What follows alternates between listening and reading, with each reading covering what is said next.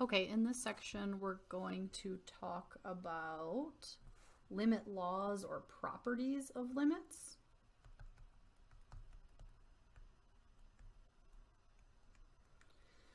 And eventually we'll start collecting up maybe what feels like a lot of these quick, but first I kind of want to think about the intuitive part of this.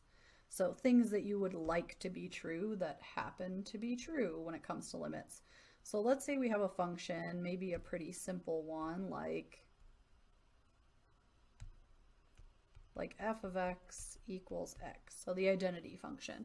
So at any point along here, we could say, okay, if I plug in the number 3, then I get out the number 3. And so if I wanted to write a limit statement off just that one point, I could say the limit as x approaches 3. Now that point doesn't have to exist for this, but in this case it definitely does, of f of x. Or sometimes you'll see them when you know what the actual function is. Just write the function in there instead of the name of it. So the limit of x as x approaches 3 is 3.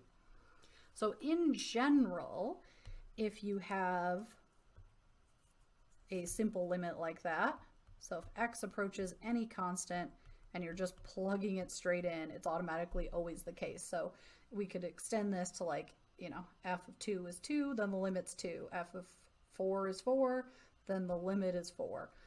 We're getting in and out the same thing. So then another thing we could stretch this out to would be, what if we changed our function to, let's say, f of x equals 2x. So we multiply all the outputs by 2. So now when we plug in 2, we get out 4. When we plug in 3, we get out 6. When we plug in 4, we get out 8, right? We just changed our function a little bit. So it looks similar, but kind of all of our outputs are twice as high as they used to be. And so picture, what would that do to our function if we're multiplying by a constant in our inside? See how our limit that used to be 3 changed to 6, or our 4 changed to 8? All the limits themselves become twice as much. And so this is another property that works out nicely, is that if you multiply a function by a constant,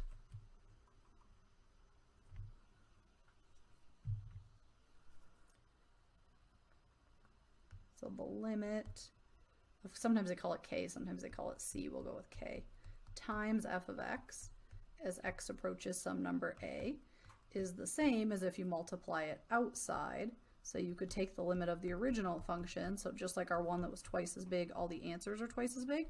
Or even if you know your limit, then your limit will be k times l. So the constants pass through the function to the limit, which works out nicely. All right, a couple other ones that go along with this, or one that maybe is so obvious that it seems boring.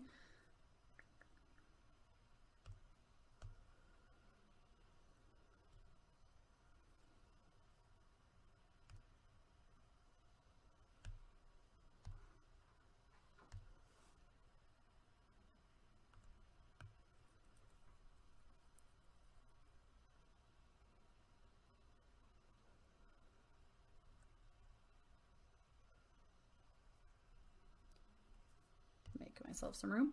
All right, if you're taking the limit of a constant function, no matter what you plug in for a, if your function is a constant, right, it means always has the same output. So if we were trying to graph that, like what would it look like?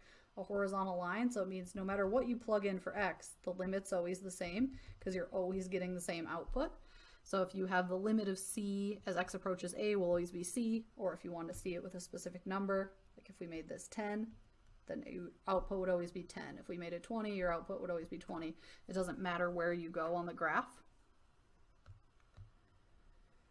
And then there's a couple other ones that work out nicely. Now that we kind of have the intuitive thing, I won't prove every single one of these for you, but I'll just list out some basic ones that work nicely like you would want them to.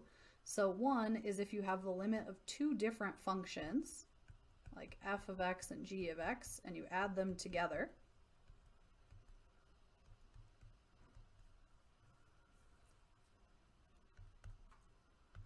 That's the same as taking the limit of the separate functions and adding them together. Now, if you're going in this direction, be careful that they're actually the same limit. So they both have to be x approaches a. So one of them can't be approaches 3 and the other one's approaches 2. They have to be approaching the same thing. And then what else is nice is you kind of get 2 for the price of 1 on some of these. If that works for addition, it also works for subtraction. And so there's 2 properties that kind of go hand in hand with each other. And then similarly, addition or division and multiplication can pass through the limit as well. So x goes to a.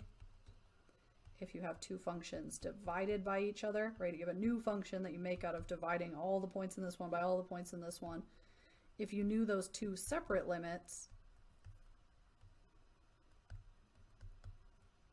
you could just divide the results.